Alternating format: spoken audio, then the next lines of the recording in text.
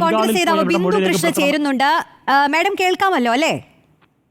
കേൾക്കുന്നുണ്ട്. മാഡം, ഇപ്പോൾ രഞ്ജിത്തിനെതിരെയുള്ള ഇരയുടെ പരാതിയിൽ കേസെടുത്തിട്ടുണ്ട്. അത് ജാമ്യമില്ലാ വകുപ്പ് പ്രകാരമാണ്. ഗുരുതരമായ വകുപ്പുകൾ തന്നെയാണ്. എന്താണ് പ്രതികരിക്കാനുള്ളത്?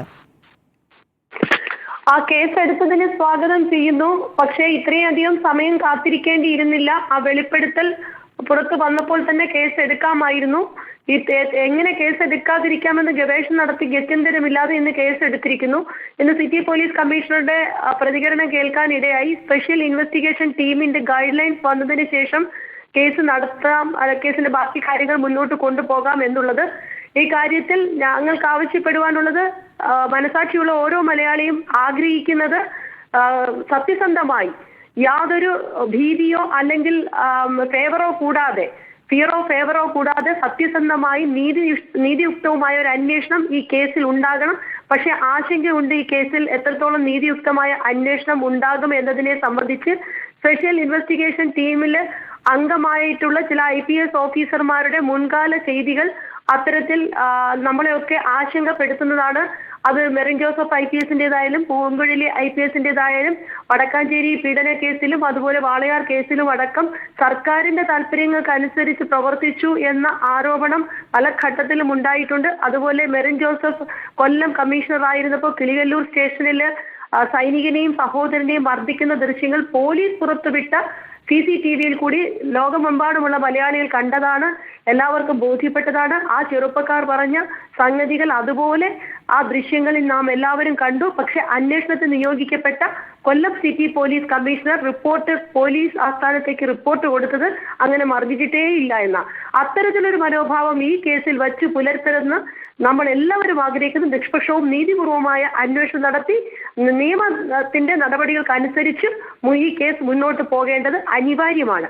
ഈ സിനിമാ രംഗത്തെ പുഴുക്കുത്തുകളെ നിയമത്തിന്റെ മുന്നിൽ കൊണ്ടുവരുവാൻ, മാതൃകാപരമായി ശിക്ഷിക്കാൻ അത് ആവശ്യമാണ്. തീർച്ചയായും അങ്ങനെ തന്നെയാണ്. നമുക്കറിയാമല്ലോ, ഇപ്പോൾ രഞ്ജിത്ത് ഓരോ വിവാദങ്ങളിൽ പെടുമ്പോഴും ഒരു ഇടതുപക്ഷ മുഖമാണ് അദ്ദേഹം മറയായി വെച്ചിരുന്നത്. അത് പറഞ്ഞുകൊണ്ടാണ് ലളിതമായ പല വിഷയങ്ങളിൽ നിന്നും അദ്ദേഹം പുറത്തേക്ക് വന്നിരുന്നത്. പക്ഷേ ഇക്കുറി സർക്കാരിന് അത്തരത്തിലൊരു നിലപാടെടുക്കാൻ കഴിയുമായിരുന്നില്ല. രഞ്ജിത്തിനെതിരെ നിൽക്കേണ്ടതായ ഒരു സാഹചര്യം വന്നു. അത് പല പ്രതിഷേധങ്ങൾ കൊണ്ട് തന്നെയല്ലേ ബിന്ദു കൃഷ്ണ? തീർച്ചയായും സർക്കാർ സ്വമേധയാ അത്തരത്തിലൊരു നിലപാടൊന്നും എടുത്തതല്ല. രഞ്ജിത്തിന് ഇടതുപക്ഷക്കാരനാണ്, SFIയിൽ നിന്ന് 76 തുടങ്ങിയതാണ് എന്ന് പലപ്പോഴും രഞ്ജിത്ത് സൂചിപ്പിച്ചിട്ട പോലെയുള്ള സാഹചര്യത്തിൽ പരമാവധി സംരക്ഷിക്കാൻ ശ്രമിച്ച് ഗത്യന്തരമില്ലാതെ വന്നപ്പോൾ കേസെടുക്കുക. അതിലെ കേസെടുക്കുക ഇത്ര വൈകിയത്, അല്ലെങ്കിൽ നേരത്തെ തന്നെ എടുക്കുമായിരുന്നല്ലോ. രാജിയും വൈകിയാണല്ലോ ഉണ്ടായത്. അമിതമായ സമ്മർദ്ദത്തിനൊടുവിലാണ് രാജിയും ഉണ്ടായത്. ഈ കേസിലൊക്കെ കൃത്യമായി സത്യസന്ധമായ നടപടികൾ എടുക്കണം. പിന്നെ ഇടതുപക്ഷം എന്നുള്ള വാക്ക് ഇവർ ഉപയോഗിക്കുന്നത് എന്ത് അർത്ഥത്തിലാണെന്ന് എനിക്ക് മനസ്സിലാകുന്നില്ല. കാരണം പ്രവൃത്തിയിൽ അത് കാണുന്നില്ല. അങ്ങനെ ഒരു സ്ത്രീപക്ഷ നിലപാട് കേരളത്തിലെ പിണറായി സർക്കാരിന് ഉണ്ട് എങ്കിൽ ഏറ്റവും കൂടുതൽ ആരോപണ വിധേയനായിട്ടുള്ള കൊല്ലം MLA മുകേഷ് സിനിമാ നയരൂപീകരണ സമിതിയിൽ ഇപ്പോഴും നമ്മൾ ഈ സംസാരിക്കുന്ന നിമിഷവും ഇരിക്കില്ലായിരുന്നു. ഈ ശ്രീ മുകേഷ്, ഇത്രയും കൂടുതൽ ആരോപണ വിധേയനായ മുകേഷിനെ ആ സമിതിയിൽ ഇരുത്തിക്കൊണ്ട് എന്ത് നയമാണ് സംസ്ഥാനത്തെ സിനിമാ മേഖലയ്ക്ക് വേണ്ടി ഷാജി N കരുണിന്റെ നേതൃത്വത്തിൽ സംസ്ഥാന സർക്കാർ രൂപീകരിക്കാൻ പോകുന്നത് എന്ന് കേരളത്തിലെ പൊതുജനങ്ങളോട് പറയുവാൻ ഈ സർക്കാർ ബാധ്യസ്ഥരാണ്. മുകേഷ് ഏതു തരത്തിലാണ് സ്ത്രീകളോട് പെരുമാറുന്നത് എന്നതിനെ സംബന്ധിച്ച് അദ്ദേഹത്തിന്റെ ഭാര്യമാർ അടക്കമുള്ളവർ പൊതുസമൂഹത്തോട് നേരത്തെ തന്നെ സൂചിപ്പിച്ചിട്ടുള്ളതാണ്. അതിനുമപ്പുറത്തേക്ക് ടെസ്സിന്റെയും അതുപോലെ തന്നെ ഇന്ന് ആരോപണം ഉന്നയിച്ച നടി അടക്കമുള്ളവർ വ്യക്തമായി പറഞ്ഞിട്ടുണ്ട്. അങ്ങനെയുള്ളവരെയാണോ സിനിമാ നയരൂപീകരണ സമിതിയിൽ അംഗമാക്കുന്നത്?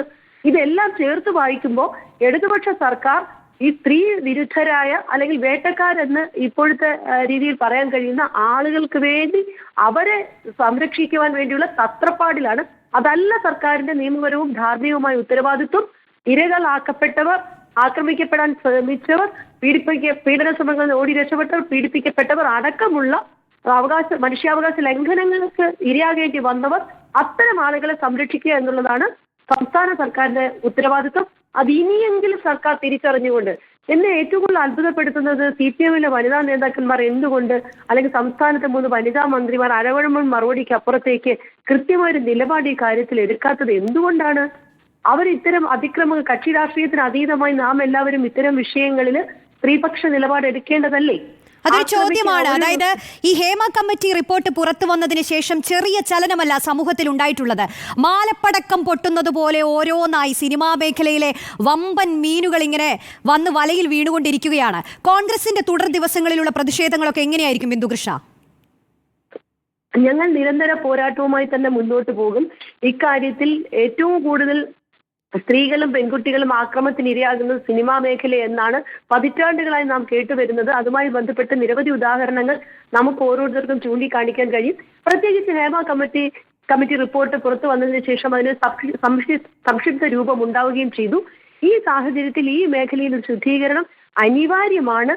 ആണധികാരത്തിന്റെയും അതുപോലെ അധികാര സംഘടനകളുടെ സിനിമാ സംഘടനകളുടെ തലപ്പത്തിരിക്കുന്നവരിലെ അതിലെ പ്രമാണിമാരുടെയും താല്പര്യങ്ങൾക്കനുസരിച്ച് പെൺകുട്ടികൾ പ്രതിഭയുള്ളവരടക്കം ജീവിക്കേണ്ടി വരുന്നു, പ്രവർത്തിക്കേണ്ടി വരുന്നു. അവരുടെ താല്പര്യത്തിന് വഴങ്ങിയില്ലെങ്കിൽ എല്ലാ പ്രതിഭയും ഇട്ടെറിഞ്ഞിട്ട് ആ മേഖലയിൽ നിന്ന് ഓടി ഒളിക്കേണ്ടി വരുന്നു. അതുമല്ലെങ്കിൽ നിരന്തരം പിന്തുടർന്ന് അവർ അപമാനിക്കുകയും പരിഹസിക്കുകയും ചെയ്യുന്നതിന് വിധേയമാകേണ്ടി വരുന്നു. അതൊക്കെ ഒരു പരിഷ്കൃത സമൂഹത്തിന് ഒരു കാരണവശാലും അംഗീകരിക്കാൻ കഴിയുന്നില്ല.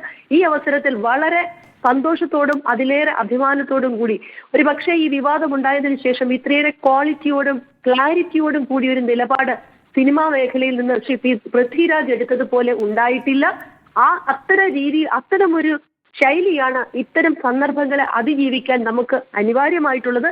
ആ നിലയിലേക്ക് മലയാളി സിനിമാ താരങ്ങളുടെ മാനസികാവസ്ഥ രൂപാന്തരം സ്ഥാപിക്കുന്നതിന് ആവശ്യമായ നടപടികൾ സർക്കാരിന്റെയും പൊതുസമൂഹം നമ്മൾ എല്ലാവരുടെയും ഭാഗത്തുനിന്നുണ്ടാകണം. അതിന് നേതൃത്വം വഹിക്കേണ്ടത് സർക്കാരാണ്.